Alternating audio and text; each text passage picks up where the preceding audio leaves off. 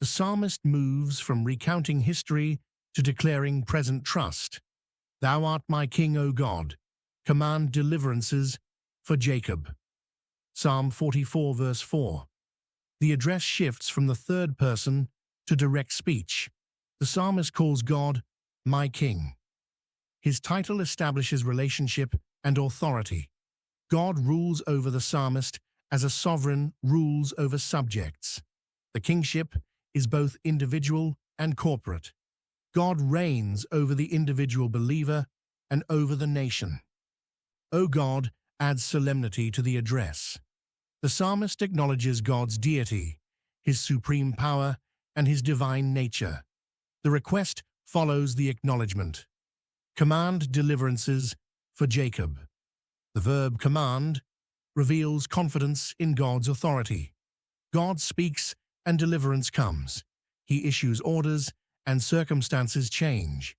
The psalmist does not ask God to attempt deliverance or to hope for success. He asks God to command it. The plural deliverances suggests repeated acts of rescue. God delivers his people again and again. For Jacob refers to the nation and to the descendants of the patriarch. Verse 5 explains the basis of confidence. Through thee will we push down our enemies. Through thy name will we tread them under that rise up against us. Psalm 44, verse 5. The preposition through appears twice. Victory comes through God, not through human strength. The phrase push down uses the imagery of a bull goring its enemies. The people will drive back their foes with force, but the power comes from God. Through thy name emphasizes God's revealed character. His name represents his nature and his attributes. When Israel acts in God's name, they move with his authority and power. Will we tread them under employs the metaphor of trampling.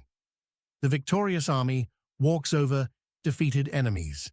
Those that rise up against us refers to all opposition.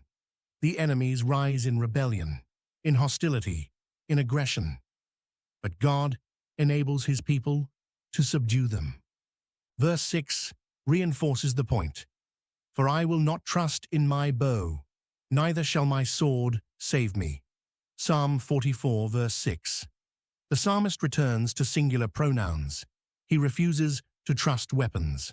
The bow represents ranged warfare, and the sword represents close combat.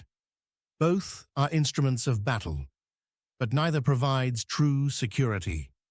The bow cannot guarantee victory, and the sword cannot assure survival. The psalmist rejects confidence in military hardware. He will not place his faith in armaments or in human skill with weapons. Verse 7 states the positive truth. But thou hast saved us from our enemies, and hast put them to shame that hated us. Psalm 44, verse 7. God saved them. The verb is in the past tense. God has already established his power. He delivered Israel from enemies before, and this past deliverance grounds present confidence. Hast put them to shame describes the enemy's defeat. Their hatred did not prevail, and their plots failed. Their strength proved insufficient. God humiliated them and exposed their weakness. Verse 8 concludes the section. In God we boast all the day long, and praise thy name forever. Selah. Psalm 44 verse 8. The boasting is not in self, but in God. The people glory in him. They speak of his greatness. All the day long means without ceasing, throughout every hour, in all circumstances. Praise accompanies boasting. They praise God's name, which represents his character and his covenant. Forever extends the praise beyond time. The commitment to praise does not end. Selah marks a pause, a moment for reflection on what has been declared.